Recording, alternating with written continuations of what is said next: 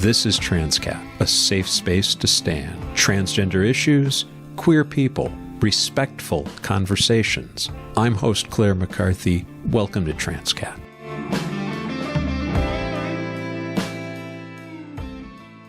Today's episode of Transqat is available as an audio-only podcast.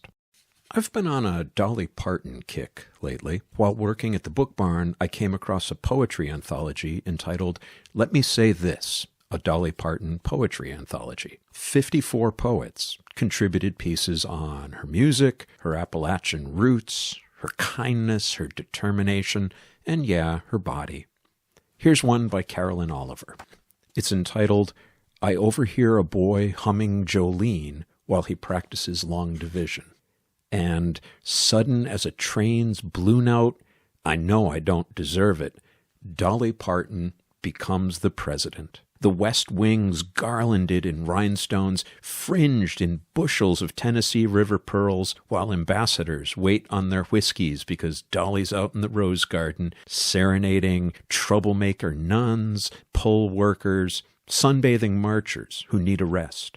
And later, there'll be weddings on the portico, while sparrows feast on cornmeal flung by drag queens shimmering in always golden hour light. In research labs, they're whistling. They're twirling their pipettes because there's banana pudding in the fridge, and they know Dolly's working too. Today, she's sending picture books and wheelchairs and anti-retrovirals all across the heartland and into every city. Today, she's unraveling acres of lace to wrap up every shivering mother. Today, she's going to call us darlin', and we will believe, really believe we are cherished. And no, not even the miracle of Dolly can sway the wildfires. Not even her limpid soprano can dredge all rivers. But let me tell you, since Dolly Parton became the president, strawberries taste right again, and they're ripe all year long. This country is in the middle of a culture war. Politicians have turned kindness into something called woke and then demonized that. Christian authors are selling books about how empathy is toxic and a sin. Women's bodies are regulated and commodified by misogynists. I don't know where we go from here, but let me say this. You can stand with 47. You can stand with economic chaos and loss of civil rights and due process. I stand with Dolly Parton, and that's how I know I'm standing in the right place. Yeah, we're total cat dads. At one point during reading day, I fell asleep with the book on my chest, and I wake up and Nomi's on top of the book with her flank right up against my face, and I may never move again. Yeah, of course. Just stay right here. Yeah. So my name is Jurg Oggenfuss. I am a nurse practitioner. I'm the owner of Affirmative Health and Wellness in Plainville, a little LGBTQ-centered primary care office. And I do trans medicine, primary care, HIV care, and LGBTQ-centered health. And you are, at least for the moment, you are operating out of a unique set of circumstances physically. I am, yes. So my clinic is located inside a church, which I know is a little strange. And I had one trans patient who just could not set foot in the building, unfortunately, because they had some church trauma. I always tell patients that I'm located in a church, but that I'm not affiliated with the church. I just rent space here. Just as an aside note, the congregation is very supportive of our community, and they see this as an outreach to the community, a way for maybe even healing the past wrongs that the church, or in quotation marks, has inflicted upon the LGBTQIA plus community. That's a very broad brush to sweep with, right? Because there are aspects of, as you say, the church that have been open and affirming. There are aspects that are not. Right. Yeah. So, but the clinic itself is not affiliated with the church. I just happen to rent space here, and it's worked out really well. It's centrally located, it's close to the highways, and I'm just trying to take care of my people. So it's more than trans care. I should probably start there. Yes. It's more than gender-affirming care. Correct. Mm-hmm. So primary care, patients come to me who are looking for a PCP, and there's a PCP stands for primary care provider, for those who don't know that. And it's hard to find a PCP. Usually when you call a clinic, you are told, oh, you can see somebody in 6 months, which... people need care now. They don't need it in 6 months. So most people who don't have a PCP go to either the emergency room or an urgent care clinic, and it tends to be fragmented care because the provider doesn't know the patient. They can't really establish a relationship with them. And so it's basically, to use a metaphor, just slap it on a Band-Aid and say, okay, good luck, hope everything goes well. Whereas here, I really try and form a relationship with my patients, and there's continuity of care, hopefully. So what I do with all of my patients is I give them my spiel at the very beginning. I explain to them, a lot of people make assumptions because I'm male. The medical field, unfortunately, is still very male-heavy dominated. Mm-hmm. And so people assume I'm an older male, therefore you must be a doctor. And I tell people I'm not a doctor, I'm an APRN. And I explain what an advanced practice registered nurse is. The other term that's used is nurse practitioner. In the state of Connecticut, we have the ability to practice independently. We can diagnose, we can prescribe. I can refer patients to a specialist if they need to be seen by dermatology or pulmonology, but I do primary care.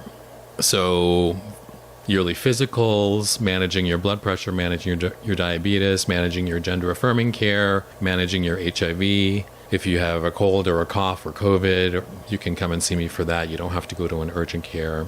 So those are the sorts of things. Part of my spiel is also that I am a member of the community. I'm not trans, but I'm a gay man, and I'm here to take care of my people. I really want to do that and advocate for my community, because I've heard horror stories from my patients who have been reprimanded for having lesbian sex. One patient was on the exam table in the stirrups and was admonished or was reprimanded by the provider saying you shouldn't be having lesbian sex. There are so many things wrong with that particular scenario. I have so many questions. Right, exactly. I mean, I wasn't there, but this is just something that a patient conveyed to me. I mean, you, as the provider, are supposed to leave your baggage at the door and meet the patient where they are. And that's really what this clinic is about. I'm not here to judge. I'm here to provide good care. And this is a safe space. And especially now with all this political stuff going on in this country, it's really important for us to take care of our community. So what are you hearing from your patients in terms of that, in terms of the current climate and the fear-mongering that's going on out there? Patients are really afraid. They're terrified. I have a fairly large volume. I would say 80% of the patients that I see are trans. And so I do a lot of gender-affirming care, and I've gotten emails, I've gotten texts, I've gotten phone calls. And the prevailing question, of course, is, am I still going to be able to get estradiol? Am I still going to be able to get testosterone? Is it going to become illegal? Is trans care going to be outlawed? Is there going to be a federal ban? How can I get more of my gender-affirming medications that I need so that I don't end up without anything? So, and that is the same question that's being asked in several different ways. People are scared, and I'm scared for them. As a gay man, I also worry about what's going to happen to my rights as a gay man, what's going to happen to my marriage. Well, Justice Thomas has, after Roe v. Wade was overturned, yes, he, within a very short span of time, said, well, gay marriage is next. We need to reopen that. And right. So that sense of fear and loss of not privileges but rights, correct, is very real, very tangible. Yeah. And people just want to live their lives. They just want to be able to go to work and live their lives, enjoy their time with family and loved ones, their pets, and just live their lives. No one's trying to do anything. It just, I don't understand why they can't just leave people alone and let them get on with their life. We're supposed to be in a country, we're supposed to live in a country where we have the freedom to exercise.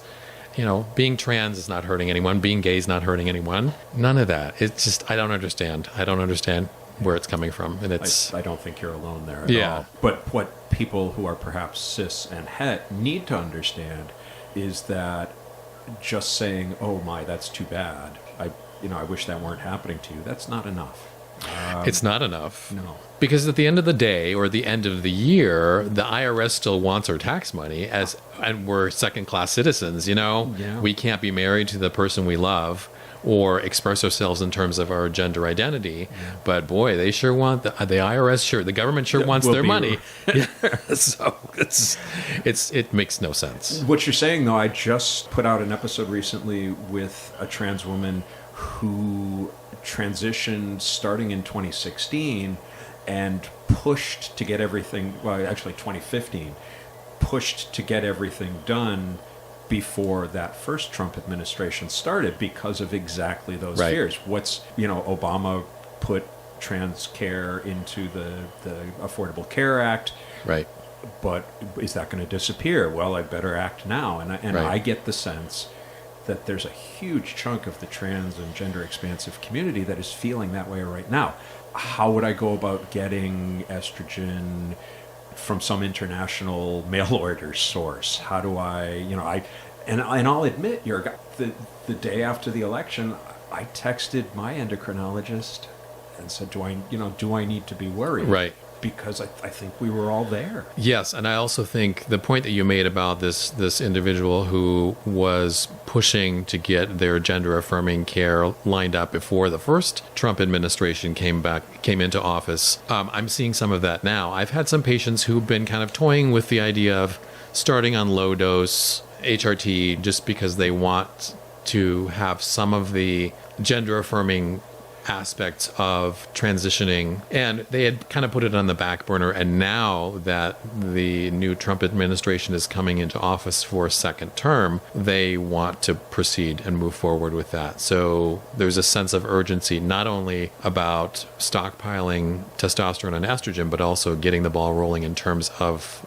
an individual's transition. So there's that aspect as well. And what's different, as far as I can see, what's different is that in 2015, we were anticipating that this might come to pass.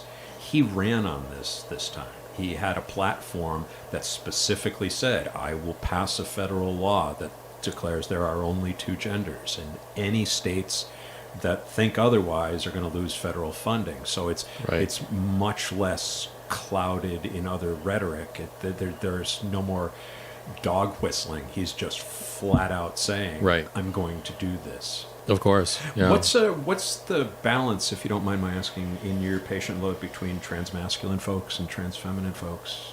I have actually never really looked that closely. I would say, just off the top of my head, it's about 50-50 would be my guess.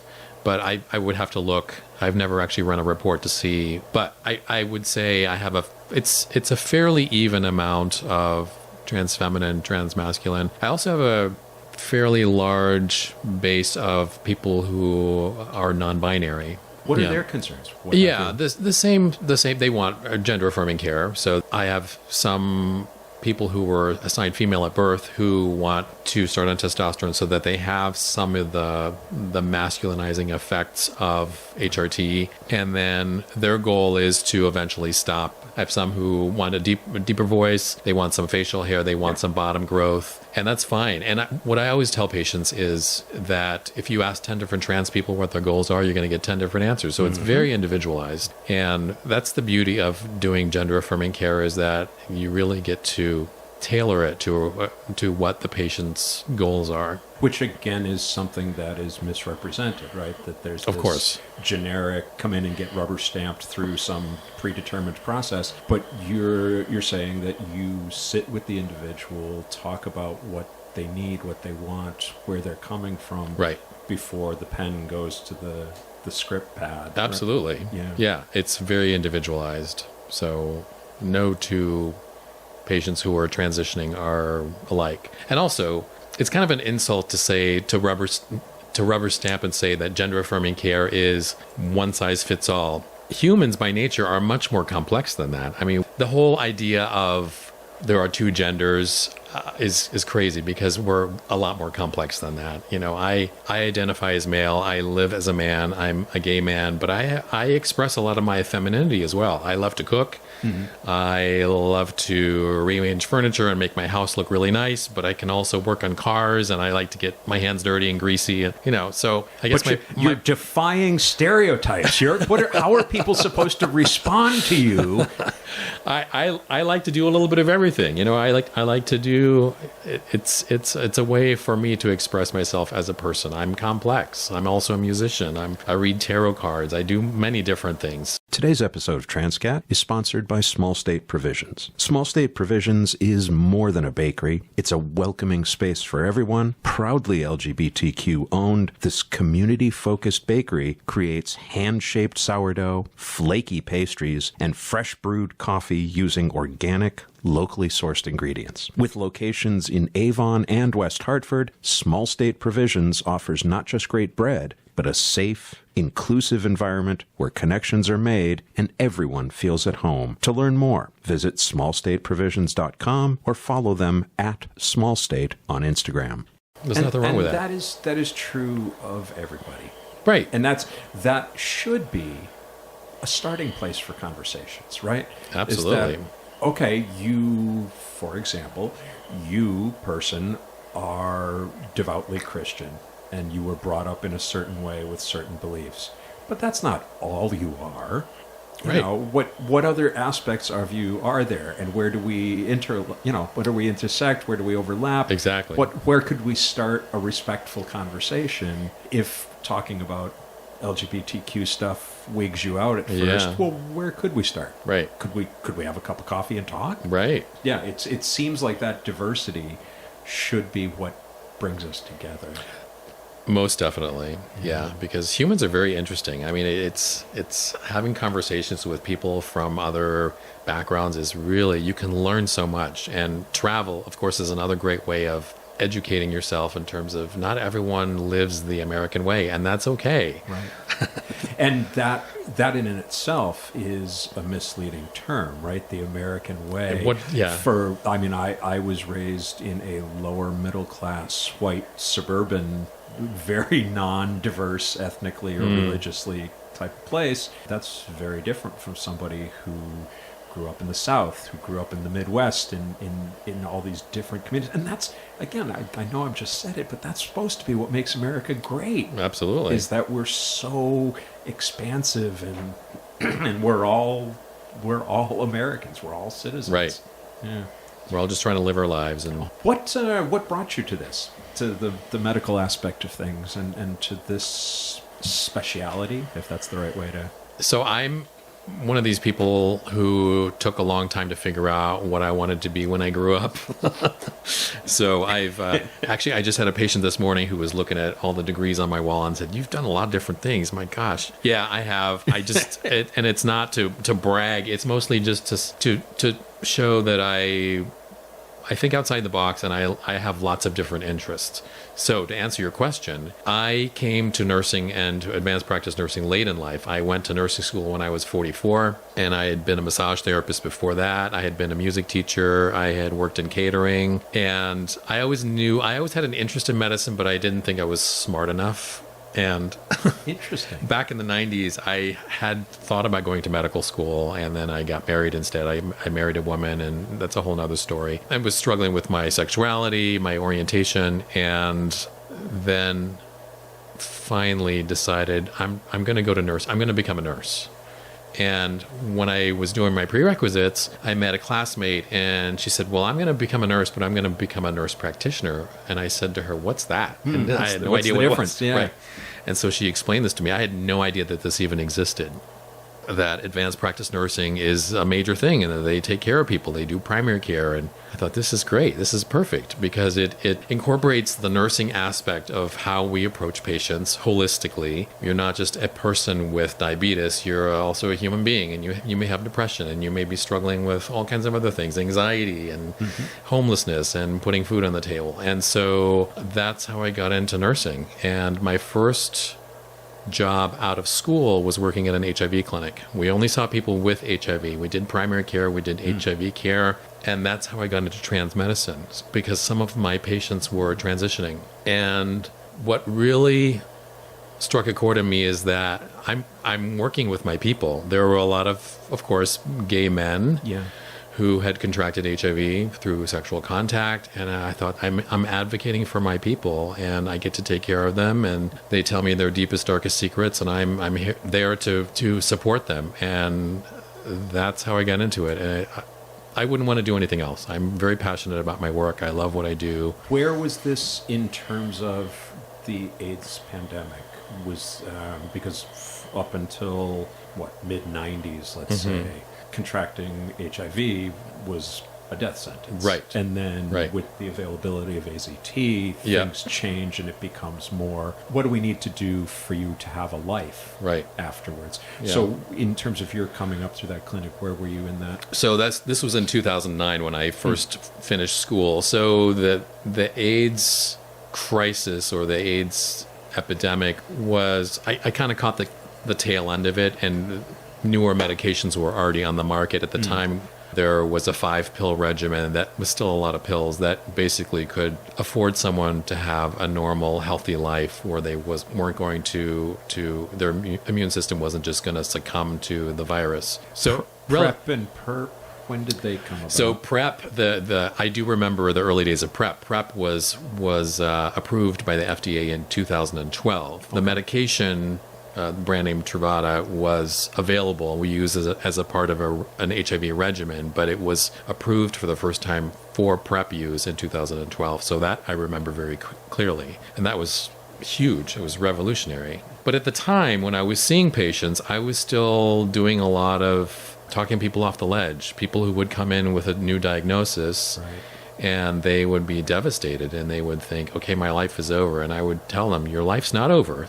You can, if you take care of yourself, if you take your medications and you get your blood work done regularly, and you can have a normal life. This is not the end of the line for you by a long shot. So, which was not the case for a couple of decades, right? I mean, that message got out there, but then having to re-educate us as time goes by. Yeah. And there were a fair amount of patients that I saw at the time. There was one young man who was newly diagnosed, and his mom found out about his diagnosis and basically kicked him out because she was worried that she was going to get it because he used the toilet. She would clean the toilet with bleach every time he used it, and basically, just no support. And this guy ended up being homeless, and it just, there's a lot of sad stories like that where people don't have the correct information. I think no matter what it is that brings you to a doctor, most folks have expectations that might or might not be true. I mean, for a long time, the medical field,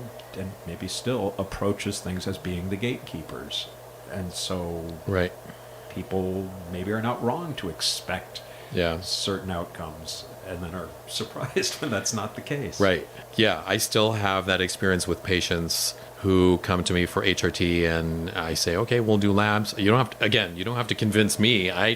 You say you're trans, you say you want to transition, that's good enough for me. Let's do some labs. We can start you on HRT in a week. And they're dumbfounded. They think that I was going to somehow give them a written test. Are you trans enough? And, it doesn't matter. I was prepared for the essay. Yeah, there's no need for any of that. This is not something where people wake up one day and say, hey, I think I'm going to be trans today.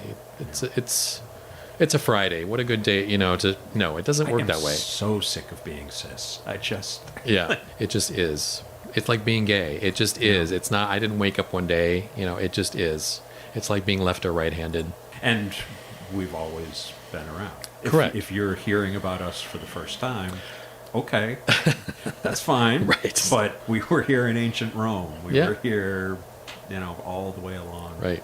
To counterbalance that, because one of the things that gets thrown out there is that the sort of the chicklet argument, right? That practitioners are handing out hormone therapy as if they were chiclets, which, by the way, chiclets are not that. No, never mind.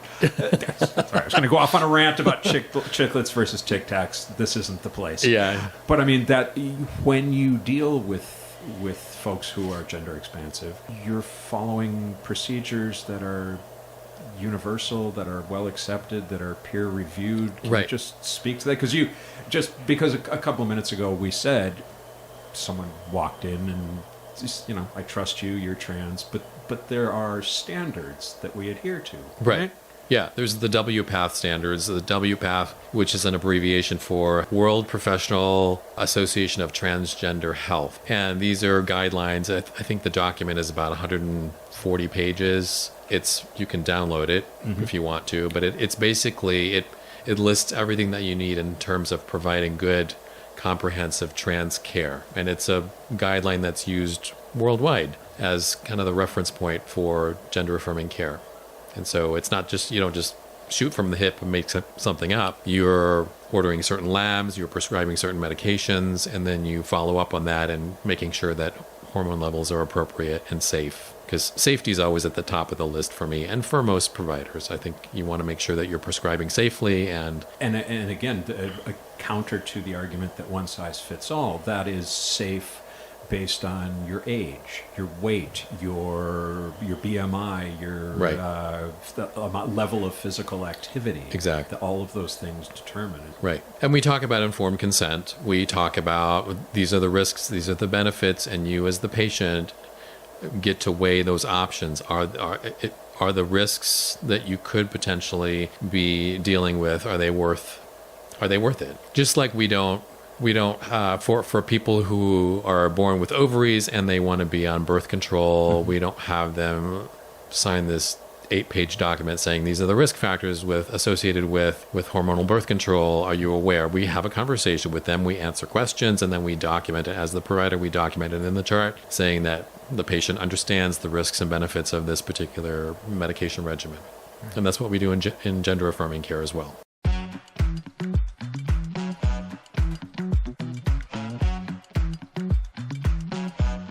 The Transqat store is now open. We're starting small, a few stickers and a bookmark designed by Transqat executive producer The Lady Bethesda, but we'll be adding more items as we go. To shop now, go to transqat.com, find support on the main menu, and then select store. We've also moved the sponsorship opportunities to the store so that everything can be in one place. The donate option is available under the support tab as well. Thanks in advance for supporting the show. So, I mean, it sounds like you're saying, and this is shocking, that it's like any other medical concern that you would go to a doctor with. Right. It's, you expect a level of professionalism. You expect the level of education where a doctor knows what WPATH is or whatever your ailment is. Exactly. Do you think that right now lesbian and gay patients are more readily able to just see someone who is not a specialist in LGBTQ concerns? Because I know from a lot of support groups that it's really just the trans and gender non-conforming folks who are looking for that help, looking for that support, whereas in the 90s you had lesbians, you had gays coming for a sense of support and community. I'm wondering if that's the same in the medical community, where the concerns, the way you would talk to somebody, it has become universal enough that they don't need to look for specialities anymore? Or am I imagining? No, I don't think that's the case at all. Oh, wow. I've actually been invited to give a talk on this very issue on 2 different occasions. One was for a major hospital system locally, and they are trying, and the goal was to talk about being more inclusive in terms of providing good, comprehensive care to the LGBTQ community. And based on conversations I've had with patients, they're really relieved when they know that they can talk about anal sex, about oral sex, about testing, what are the risk factors, about masturbation, all of those things.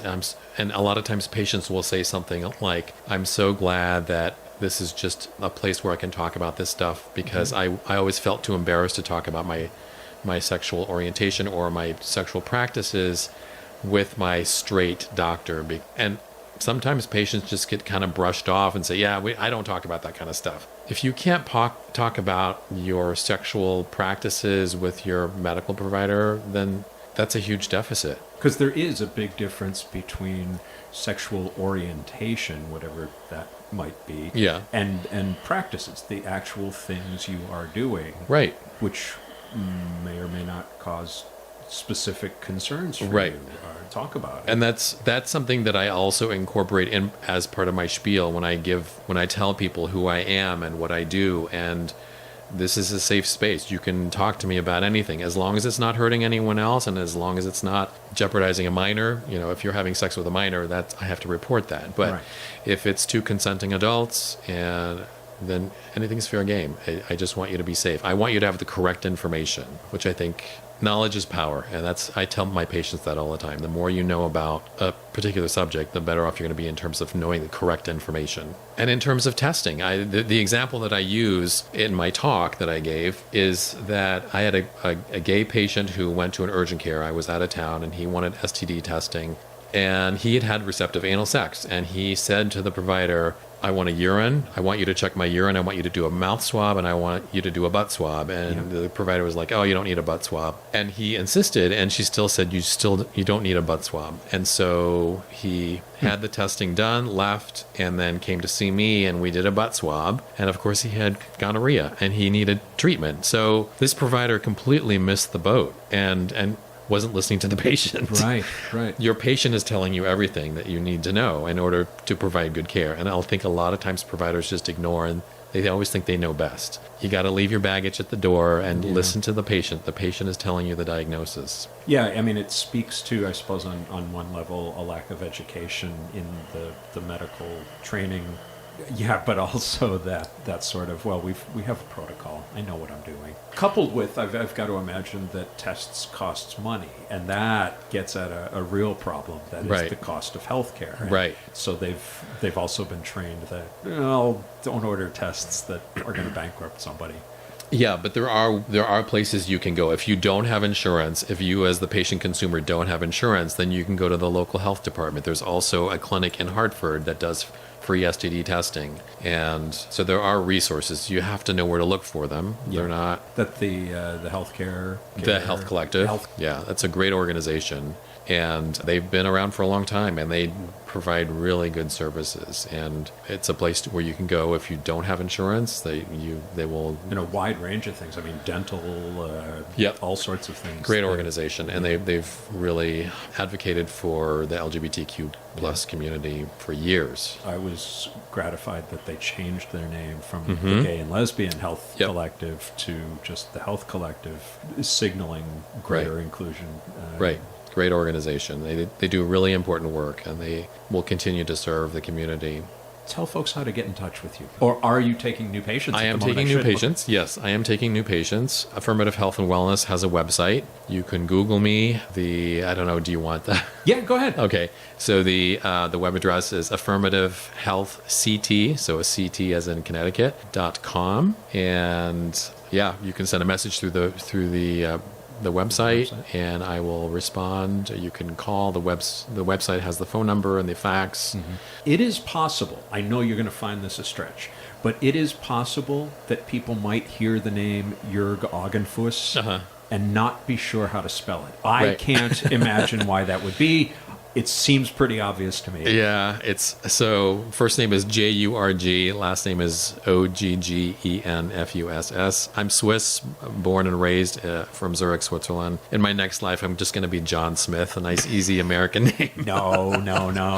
So, see, that's why we don't want people blending in. We want diversity. Certainly diverse, that's for sure.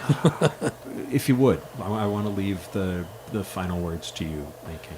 Well, what I tell my patients is I will continue to advocate for our community and continue to provide good health care and comprehensive health care for the trans and the LGBTQ community. And until there's a federal ban, I'm just going to keep doing my thing and advocating for my people. So this is a safe space and will continue to be so. If you missed Sex Trivia with Kim and Claire in New Haven last week, you have more chances to get in on the fun. We'll be hosting it again on May 23rd, this time in Chester. Then we're back at it again in July and August in Middletown and Hartford. Come on out for a fun night of community and laughs and trivia and probably drinks. On Thursday, May 1st, Cinestudio in Hartford is screening the documentary Sabbath Queen. I'll be leading a Q&A afterwards with the director. Friday, May 19th is Prism Out Loud's Big Gay Cabaret Fundraiser. Music from queer musicals, characters, and themes. Check out episode 82 in the feed for a lovely conversation with my friends over at Prism. I'll be at the Milford Public Library on Thursday, May 29th with my Queer History Trivia Traveling Show. Links to all these things are in the show notes. Lastly, an enormous thank you to Small State Provisions for being such a generous sponsor this season. Kevin, you're the best. Listeners, get out to their Avon store and treat yourself. 3 words for you. Treat yourself.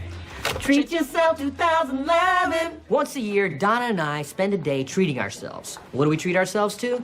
Clothes. Treat yourself. Fragrances. Treat yourself. Massages. Treat yourself. Mimosas. Treat yourself. Fine leather goods. Treat yourself. It's the best day of the year. The best day of the year! This is Sadie McCarthy. I'm Claire's niece. And you've just been listening to Transqat. It is made by one of my favorite people in the world, Claire McCarthy. Transqat is a production of Transqat Enterprises, LLC. Copyright 2023, all rights reserved. Join us on the web at transqat.com. That's TRANSQAT.com. QAT.com. QAT.com. There you'll find links to Transqat, the blog, writing projects, speaking engagements, and our PayPal donations page. Please consider supporting our mission with your monkeys. Monies. Your monies. Your monies. Not monkeys. Please consider supporting our mission with your monies. Any monkeys will be gratefully received as well. Follow Transqat on Instagram, Facebook, Twitter, and YouTube. On TikTok, we are at The Real Transqat. Want to tell your story on air? or ask Claire a question. What is the deal? She has all the answers. Or suggest a guest or topic for an upcoming episode. Use the contact page at the website or email her directly at crmtranscat@gmail.com. crmtranscat@gmail.com. And thanks for listening. Thanks for listening. Thanks for listening. Thank you for listening. Thanks for listening. Thanks for listening. Bye.